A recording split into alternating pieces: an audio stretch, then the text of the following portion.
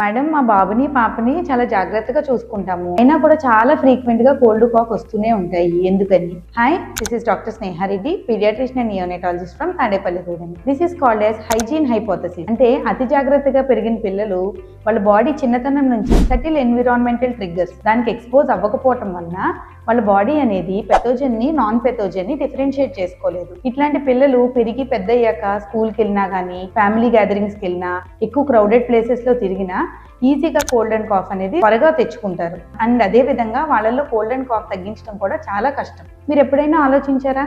ఒకే క్లాస్లో ఒకే ఏజ్ గ్రూప్లో ఉన్న పిల్లల్లో కొంతమందికి అసలు కోల్డ్ కాఫ్ రావు. ఇన్ కేస్ వచ్చినా వితౌట్ మెడిసిన్ వాళ్ళకి తగ్గిపోతుంది.